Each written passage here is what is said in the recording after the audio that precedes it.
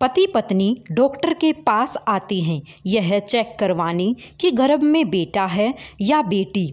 वही बाहर ही उन्हें एक महिला मिल जाती है। वह महिला उन्हें ऐसा सबक सिखाती है कि सुनकर आपके होश उड़ जाएंगे। सुनिए महिला उन्हें क्या जवाब देती है।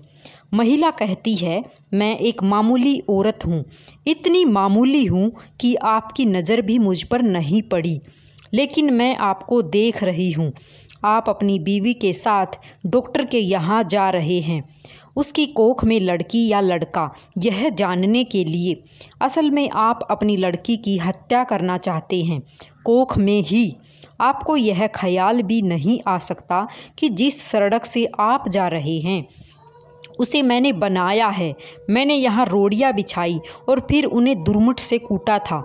मेरी छोटी बेटी तब यहाँ किनारे पर उगी झाड़ियों में ऊँघती रहती थी। मेरी 3 बेटियाँ हैं। मेरा आदमी कहता था कि अगर बेटा नहीं हुआ तो मुझे छोड़ देगा।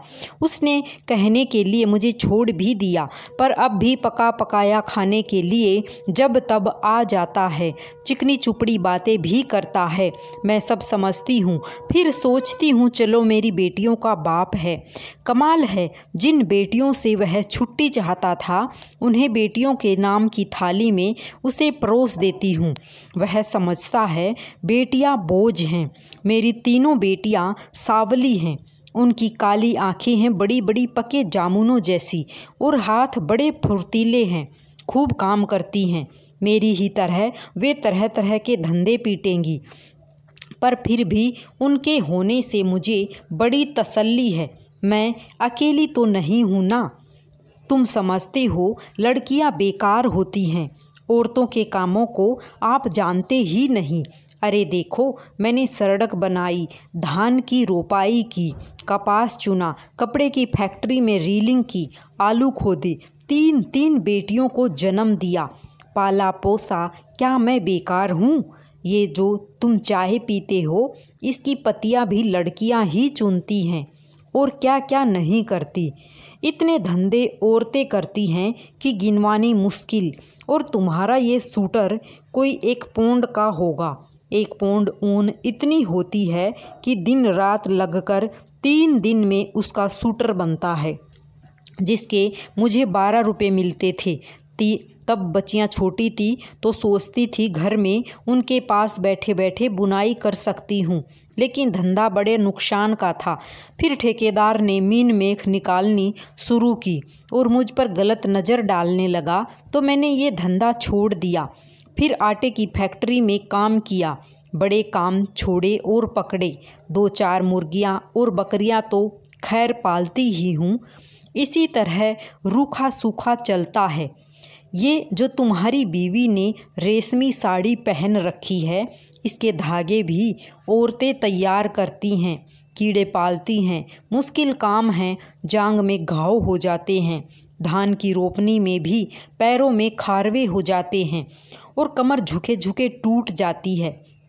मुझ पर पैसे होते तो अपनी लड़कियों को पढ़ाती लिखाती, उन्हें मास्टरनी बनाती या डॉक्टरनी। तुम खुद पढ़े लिखे हो, पैसे वाले भी दिखते हो। तुम लड़की का गर्भ क्यों गिरवाना चाहते हो? तुम समझते हो तुम्हारी लड़की कोई काम नहीं कर सकती। अरे आदमी कोई फालतू चीज़ नहीं, सो काम है उसके करने को। फिर इस तरह सोच समझ कर लड़कियों को मारना तो कुदरत से खिलवाड़ है। अगर मान लो तुम्हारे घर लड़का हो गया तो तुम क्या सोचते हो? वो तुम्हें लड़की से ज़्यादा प्यार करेगा? फिर लड़के बिगड़ते भी बहुत हैं। आजकल उनका ध्यान शराब, ताश और मारपीट में ज़्यादा हो गया है। मान लो लड़की ही पैदा हो जाए तो क्या?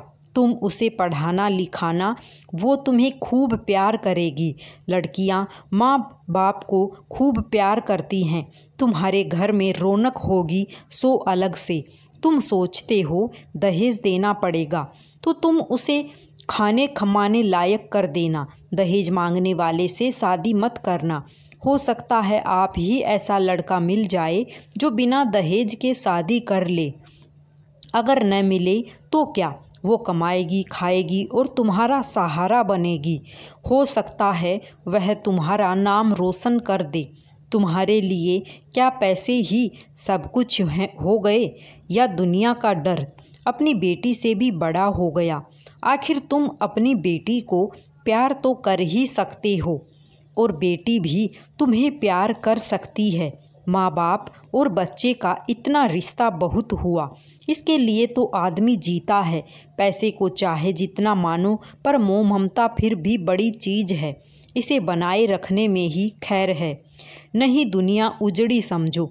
कुदरत के साथ इतनी मनमानी अच्छी नहीं। लड़कियों को तुम ऐसे ही गिरवाते रहे तो औरतें कितनी कम हो जाएंगी। फिर तुम उनके लिए कुत्तों की तरह लड़ोगे। दहेज के डर से आज उन्हें मरवा सकते हो तो कल फिर पैसों के लालच में बेचोगे भी। इस तरह क्या दुनिया बड़ी अच्छी हो जाएगी, या तुम्हारे घर परिवारों में खुशियाँ छा जाएंगी? तुम जो रेशमी साड़ी पहनकर इसके साथ चली आई हो, इससे इतना डरती क्यों हो? सोचती हो यह तुम्हें छोड़ देगा? ये मिचमिची आँखों वाला अगर तुम्हें छोड़ भी दे तो क्या तुम मर जाओगी? मैं तो पढ़ी लिखी भी नहीं थी, मैं तो तानों से नहीं डरी। आदमी ने छोड़ने की धमकी दी तो कह दिया ले छोड़ दे। अब भी मेहनत करके खाती हूँ, तब भी मेहनत कर लूँगी, पर वो क्या मुझे छोड़ पाया?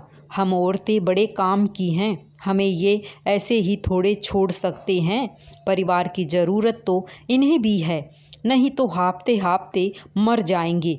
कोई पानी देने वाला भी नहीं मिलेगा। मैं तो कहती हूँ बेटी भी पैदा करो, दहेज भी मत दो और डरो भी मत।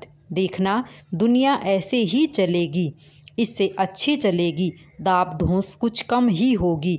मेरी बेटी ने कढ़ाई सिलाई सीखी है, वो न होती तो फिर क्या था? मैं तो दुनिया में धंधा पीटती मर जाती। अब भी मेहनत करती हूँ, पर मन में खुशी भी है। मेरी 3 बेटियाँ खूब हुनर वाली हैं, कोयल जैसी आवाज़ है उनकी। न करे कोई शादी, अपनी ज़िंदगी भाड़ बनाएगा, और जो शादी करेगा सो भाग्यवान होगा। चलती हूँ, ये ठेकेदार आता दिखता है, आँखों से कम झूझने लगा है। ये जो लिबर्टी सिनेमा है ना, इसे गिराना है। मालिक यहाँ पूरी बाजार भर दुकानें बनवाना चाहता है। यहीं मलबा ढोने का काम करूँगी। काम तो ठीक है, मैंने बहुत किया है, पर इसके सामने ये डॉक्टर की दुकान है। यहाँ लड़का लड़की टेस्ट होता है, बस इसे देख देख कर मन में बेचैनी बनी रहती है। घड़ी घड़ी तुम्हारे जैसों की सूरत देखनी पड़ेगी, हत्यारों की। बस कहीं और काम मिला तो ये जगह छोड़ दूंगी। देखूं तब तक तो यही काम करना पड़ेगा। मैं पढ़ी लिखी होती तो ये ही सब बातें लिख देती, फिर तो तुम भी मेरी बात किताब में पढ़ लेते। पढ़कर तुम भी कहते करतारी देवी बात तो पते की कहती है। इस महिला ने ऐसा जवाब दिया कि सामने वाली के होश उड़ गई।